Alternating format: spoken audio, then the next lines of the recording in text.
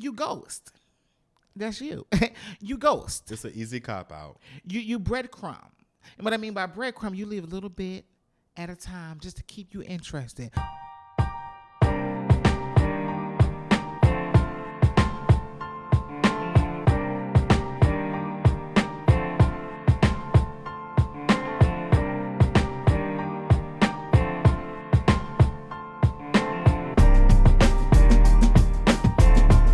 What's up, everybody? Welcome to episode 11 of the Hung Up Pod live show, your favorite culture and society live podcast, That's weekly right. podcast. Welcome back to another week. I'm your boy, your friend, Eric Cole, also life coach, here with the extraordinary and wonderful. The light worker. Okay, wait. Is that what... Is that what it's giving? This is a repeat. Y'all done seen this. Y'all done seen this before. Boom, boom. I'm gonna do what Julian did on last episode. Shout out to Julian from the last episode. Yes. Didn't he warm up the studio and it was just dope to have him here. So I am Tony Purnell. I am Philly's favorite psychotherapist, the light worker. Listen, everywhere I go, I'm gonna shine just a little bit more light. Yes. And if you didn't know what a light worker is, this is your definition. You got the definition on here. Come on, merch. You better better move the mic. I want y'all to see it. Okay. An awakened being who chooses to live alignment with their soul path and bring light into the world. Bringing light to the world. Tony the light worker, y'all. I'm the light worker, y'all. What's up? What's up, y'all? And we are your favorite happy hour duo. Welcome. It's good to see you, girl. Good to see you too, boo. Listen, it's been first of all, I'm hung up and I'm hanging up on this motherfucking weather. It's hot, it's cold, it's hot, it's cold. November, get it together. I might have to have you as a patient, November, because you're bipolar right now. It don't know what it wanted to do. You don't know what you want to do. You up, you down, you hot, you cold. November, get it the fuck together. Okay, so we up in here in the studio with cold. our fall gear. You cold Yesterday or you was warm? hot. Yeah. And today's fucking cold. Yeah. You got your hoodie on, I got my hoodie on. I'm tired of it. But we stay prepared. I'm sorry. You stay prepared. I'm done. I cannot. You know, I love a good key. I love a good laugh. That shot was wonderful. That shot warmed me right out. I don't know. The Woodford Reserve. First of all, Woodford Reserve. Like, Listen. Alcohol is so disgusting. But we drank it anyway to get on this higher level. Yes. You know, to Listen, it warmed us up. We both was like, ugh. We really were. took it. The producer was like, damn, I wish we was recording that because our reaction was just of grotesque. Like, But, you know, we made it out. We made it Hung out. Up Pod live. Just shout out to everyone who is here, our producers, Marquise and Hey, Matt. y'all. Shout out to Marquise Davon Productions. And shout out to our live audience, my frat brother and good friend, Kevin Spradley, who ain't said a word the whole time. You know why? Because he been recording everything. We Do love you hear it. me? That's right. Get it. Get it on camera. We love it. Thank you so much. So follow Say Kevin. hi to the people, Kevin. Say hi Follow to the Kevin camera. Spradley for all. What's up, y'all? Okay. Follow Kevin Spradley for Hung Up Pod Unlocked. Okay. Come on now. Come on here. To get all the tea. So And you know what? yeah. We are going to go into our favorite segment of the show. Let's go ahead and go into it. The Hung All Up right. Pod Live game. Let's cue up that music. Ow! Welcome to the game show. We're gonna get some official Hung Up Pod live game show tune. We have to. It's only appropriate. It's only appropriate because the people like the hung up hang-ups. Well, we would love to hear from you. And remember, you can participate in this game. Send your hung up and hanging ups to hungup@gmail.com. I done fucked the email up. hunguppod@gmail.com. Woodford Reserve. Thank you. All right, start us out, Eric. Let's start us out, baby. Me? Go Yeah, first. start us out. What you hung up on? What you hanging up? Let's see what you got in here. The baby. BOGO. Sale. Sorry.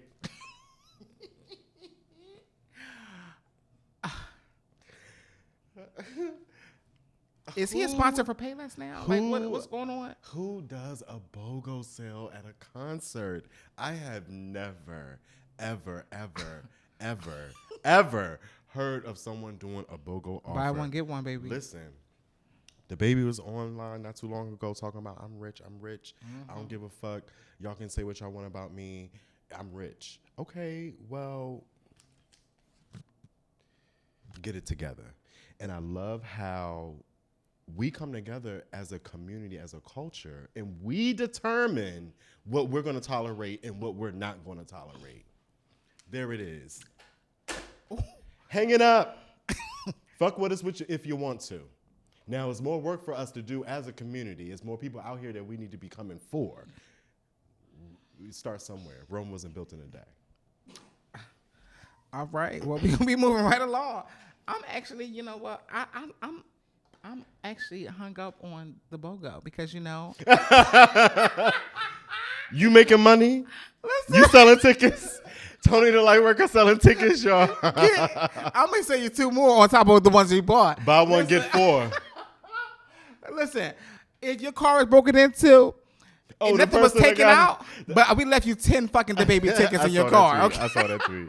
That was funny as shit. I'm done. But yeah, I'm hung up on that. You know. What's next, Tony the Lightworker? Lightworker? Riri, new song. You know, written Do you by like it? Thames. I actually About who? Thames wrote it, right? Tems. Oh, I didn't know that. Yeah, and that's why Love that's the Thames. whole uproar. People don't like it. It was like, oh, they should never told us Thames wrote it because you know. What difference does it make? She gotta make money too. First of all, I'm hung up. I love the song. It really it touches grew on me. It grew on me. When I first heard it, I was like, nah. It was one of those songs that I had to listen to a few times. You hung all the way up. Were you hung up the first time you heard it? Absolutely. Okay. I don't know. I'm gonna tell you right now. I'm a vibey person, like vibey music, and so for me, it just sat well with my spirit. It sat well with my. Oh, we got some producers said, Who said that? Which one of y'all said that? Say it loud for the camera. The camera. He said, and that was Matt, y'all. For who don't know, he's behind the camera. He said, Put him on the mic. Y'all can stay hung up over. Y'all can stay hanging up over here. I'm hung up. Thank you. Thank you. Okay. And that was Marquise. We hung up. We hung up. This side is hung up, and this side is hanging up. Oh no, it took me a minute, but I'm with you. Oh, you hung up? Oh, 3 against 1. All right, moving right along. Let's do our last one. Is it on me? Mm-hmm. I feel like a Sorry, spades man. game. You outvoted, baby. P. Diddy's 53rd birthday party. It was fabulous. Was it? Well, I wasn't invited. Oh, you ain't go?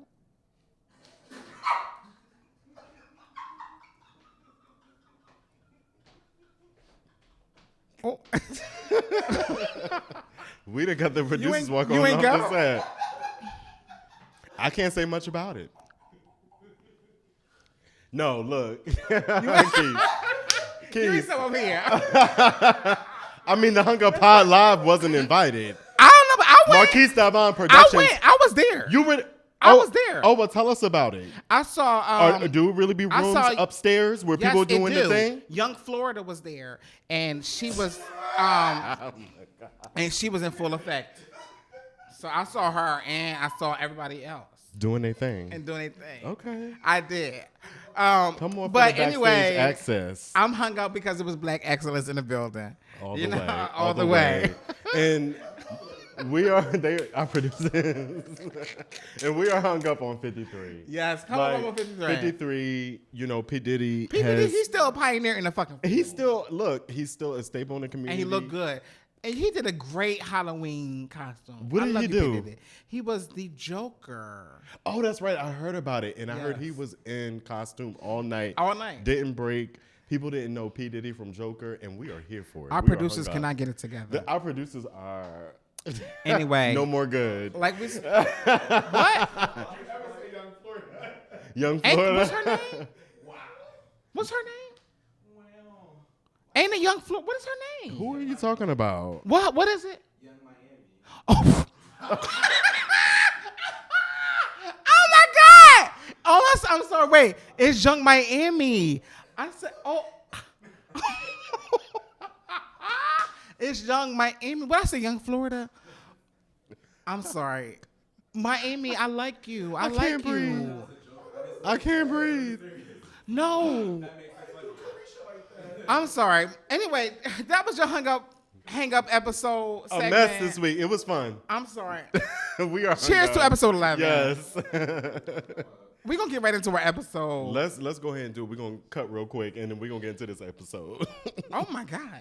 Our episode today is, how do you cope with rejection? If this is you, and I want a big blowing up. You know, I want the camera moving in slowly. Zoom in. Like you want that zoom in? Yes. How do you cope with rejection? Are you coping if this with is it? you, we have the episode for you.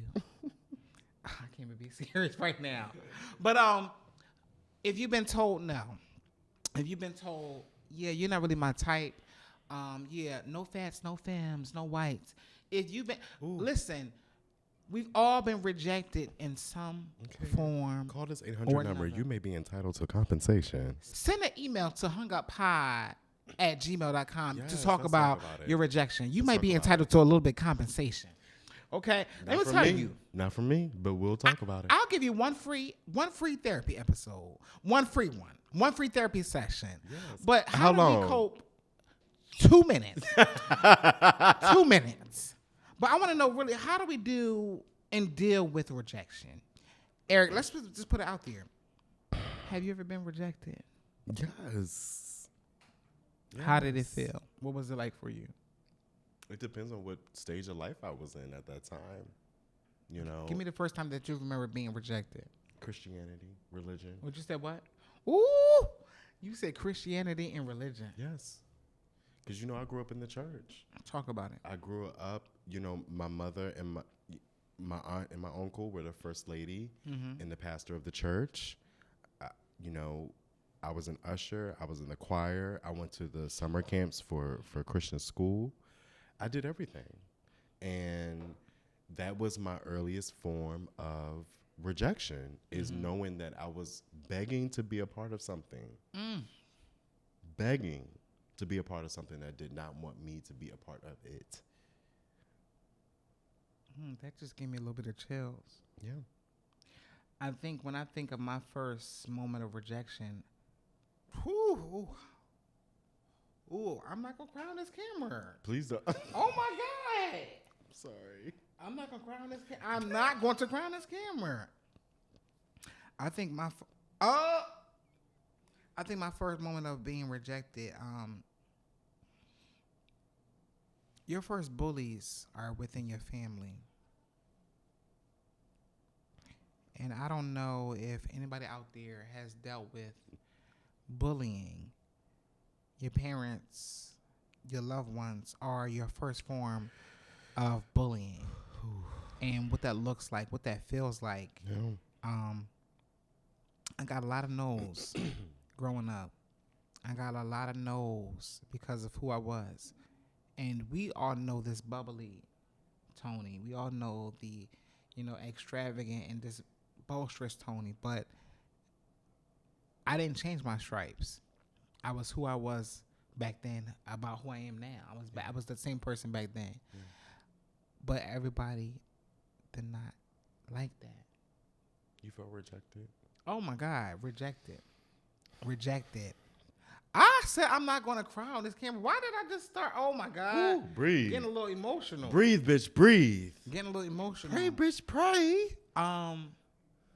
The reason why I go so hard now is because I got a lot of no's as a child, as an adolescent, as a teenager. And I said, I'm going to push myself so hard in life so nobody would ever give me another no ever again. Yeah. Ever again. Ever. Yeah. I go so hard. I work so hard. I build this brand so nobody can ever tell me no in any capacity of my life. Yeah. That when I first felt rejection, I'm gonna be honest. It was with family, and it's not like they told me no. It made me feel less than. It made me feel like, damn, you ain't shit.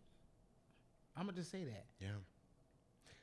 That's real. And if I can keep it real, when we first started talking about this episode, this topic of rejection, I thought to myself, I said, we so often talk about how we're rejected by other people, but we rarely talk about how we reject ourselves.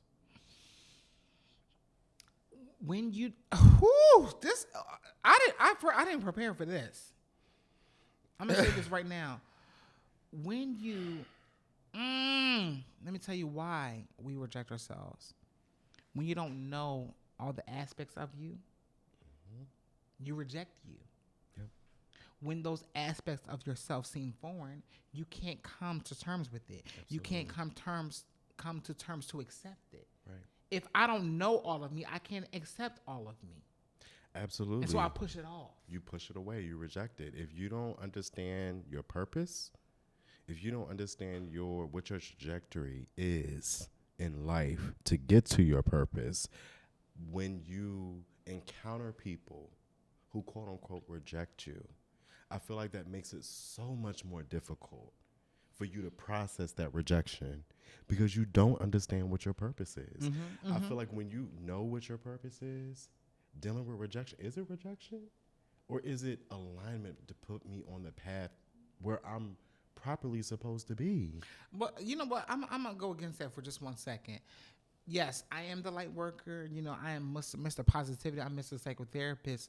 But sometimes we don't want to hear that shit, right? Oh, this is the path of life. And that's me. I do speak that. Yeah. Your soul's trajectory is in alignment with life, right? I say that all the But time. in the moment, that shit hurts. It don't feel good in the moment. It hurts. And that's exactly where I was going. It don't feel good in the moment. It hurts. It hurts. And so the pain that I'm dealing with, the pain that we deal with, the pain that you deal with is common. You're not alone. You're not by yourself. You will get told no. And you will get told no multiple times by the people who love you, by the people who don't love you, people that you are comfortable with, people that you're not comfortable with. You will be told no. I'm going to tell you this right now. When we talked about this episode about rejection, coping with rejection, we were really going to talk about the dating world and the non-traditional ways of rejection. Yes. Talk more about the dating scene and how so often we talk about getting rejected in that world.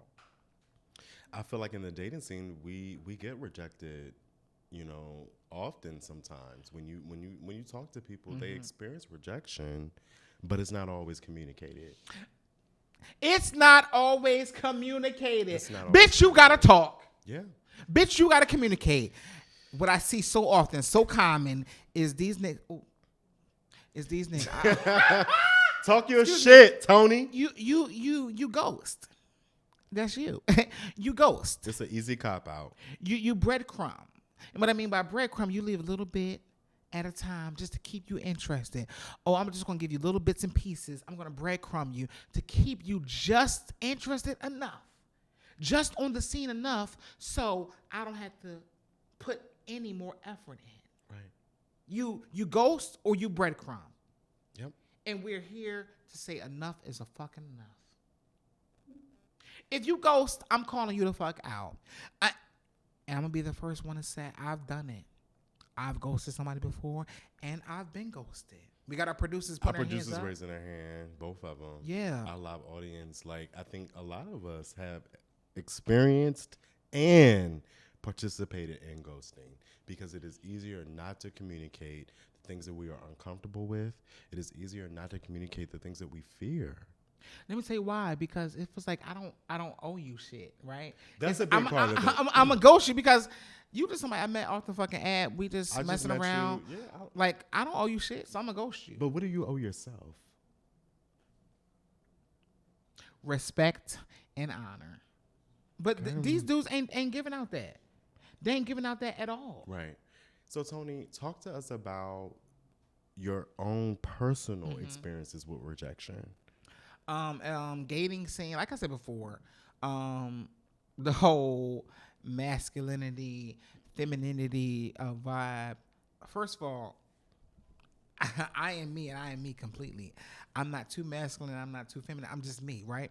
I told you, I think I said it on one of the prior episodes that one of the guys I used to date was like, oh, I don't see this going nowhere because I can't see you topping me. So I'm just, yeah, we're not gonna go there. Oh, okay. That in itself, that was a form of rejection, right? And I had to tell the person, grow the fuck up. In my 33 years of experiencing life, I realized. Come on for rejection.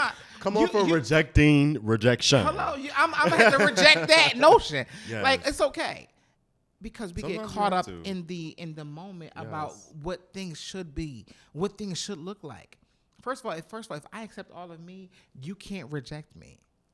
I accept all of me, That's so the you biggest- can't that's the reject biggest- me. Right. That's the biggest part. It is impossible. I mean, someone else cannot. What did we say on the last episode? I said I may not be your cup of tea, but I'm someone else's Henny straight. And it's so you can quote unquote reject me, but really you not. You set me on a path to be where I'm supposed to be. And in talking about our personal experiences with rejection, my frat brother is here. One of my frat brothers is here, Kevin. You know, I experienced rejection from my friends coming into the fraternity. And I lost friends when I made that decision to pursue the fraternity that I'm a part of. And when you're pursuing a fraternity, those that know it takes you away for a little bit of time. It does. I wasn't able to mend those friendships and those relationships when I went away. And I felt rejection. I felt rejection from those people who, you know, are still in Philly, even though we're not in communication. Even though we're not in communication, I'm still in contact with a close friend of ours. So when I think about rejection in my life, I feel like that's the stage of it. Sometimes our friends reject the trials and tribulations we go through and challenges that we weren't able to overcome. We make mistakes in our lives sometimes. We don't always make the best decisions. When I made that decision to pursue a fraternity, I was young. Yeah. I didn't know. And so I didn't know how to talk to my friends and communicate with my friends about what I was doing. Yeah. And they sure as hell didn't understand either. Like Because know a piece of non-Greek you was people, gone. yeah, it's just like they have their ideas and opinions about Greek life, and if you're not in it, you really don't understand a lot of these things. But that was another form of rejection that I felt from my friends. I was not able to mend those relationships. Tony, have you ever experienced where you were rejected from mending a relationship? Of course. I think we've all dealt with that in some way or another. I work a lot. And so when people don't have access to you, they'll fall off naturally, right? And it's not like you're doing anything wrong. Like, oh, I don't see you. I don't hear from you. You're just doing you. People naturally reject you when you try to come back around. Oh, hey, y'all, I have the day off or I'm free. Oh, okay. Or, well, I don't have time for you now. The friendship circle, the family, that was like, okay, bitch, what oh, we on your time?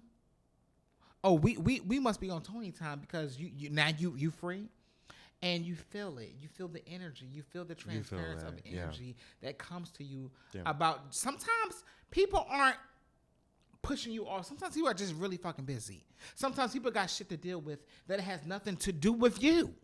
It don't. But we take it personal. Yeah. But the bigger thing is, the bigger theme around this whole issue is about communicating. It really is. We're not communicating. We're not. I don't care if it's a romantic thing, a family thing, a friend thing. Communication is being lost across the board. Across the board. It's being lost across the board. Absolutely. So I want to talk to you about, why do you think it's so hard in relationships when you lose interest in somebody and you ghost them? Why can't we just say what it is? I think sometimes it's we don't want to hurt their feelings. You know, I don't think everyone is a dickhead asshole. And I think that sometimes people do ghost because they think that that's not going to hurt the other person's feelings by telling them how they really feel. Speak the fuck up. I'ma just speak up. I don't listen. I would rather you tell me how you feel than me to wonder, than me to guess, than me to assume. That's true, and that's you. But can we be honest about this? And that everybody's not ready to take the truth and accept the truth because not everybody's mature enough to handle the truth. We talked about communication and relationships this entire season, and the truth of the matter is that as mature as you want to be, that doesn't mean the other person is ready and mature enough to receive that. You understand what I'm saying? I do. But I also think that, like you said, that responsibility that's within each and every one of us. Do people have the capacity to be open? Do people have the capacity to be honest? Do people have the capacity to be vulnerable? Because maybe I just simply can't tell you how I feel because I don't have the capacity to do it. You don't have the language. You don't have the capacity. You don't have the wherewithal. Maybe that's it. Maybe I'm not. Maybe I'm not rejecting you. Maybe I just. This gave me chills. Maybe I just don't have the capacity to speak on it. Maybe I don't have, like you said, the words, the language. Yeah. And to the other person, it's so unfortunate. It really is. And then you think I've been misleading you all this time. That's that big part about it. When we talk about leading people on, which is another form of this rejection that we're talking about tonight. When you're leading people on, sometimes you could really have pure intentions in the beginning where you want this thing to work out. Yeah. And then you realize halfway through it's not working out. Yeah. And like you said, you just don't have the language to communicate that. And then other times, you leading people on intentionally. And honestly, it's given narcissism. Yeah. When you are willing to do anything. That's that breadcrumb shit I was talking about. Anything to get what That's you right. want. Manipulation. Yeah. That's that breadcrumb shit I was talking about. You give just enough interest, just enough to say, I'm keeping you here, I'm keeping you aware, keeping you present. Yeah. Enough is enough. As we come to the end of this episode, you've been rejected. I've been rejected. Yes. We've all been rejected in some form or another. But I want to tell you guys, and we're going to end on this. We're going to say some affirmations. One, Tony. You have to understand you are worthy. You have to understand that you are deserving. The life that you desire is the life that you deserve. Yes. It is yours. And so, as a podcast, as a crew, I'm gonna lead you with some affirmations to close us out on this episode. Yes. I want you to repeat after me. I am worthy. I am worthy. I am deserving. I am deserving. I am love. I am love. I am light. I am light. I am a master manifester. I am a master manifester. Love will find me. Love will find me. Okay. And so you say it to yourselves. When we say these affirmations, I want you to say it on the screen. Understand everything is working for your greater benefit. I don't care if you've been rejected before. It's all about, are you accepting you now? And that's what it really is about. And that reminder that there's no conspiracy against you. The universe is not coming after you. That's right. No one is not coming. No one is targeting coming after you. Life is happening for you and to you. And I love that, Tony. Thank you. I love that. That was episode 11. It really was. And I'm so hung up. You all know where to find us every week on YouTube. Hit that subscribe button. Turn on those notifications. Why? Because we are dropping an episode every Monday at 7 p.m. I love y'all. World peace. We'll see you next week, y'all.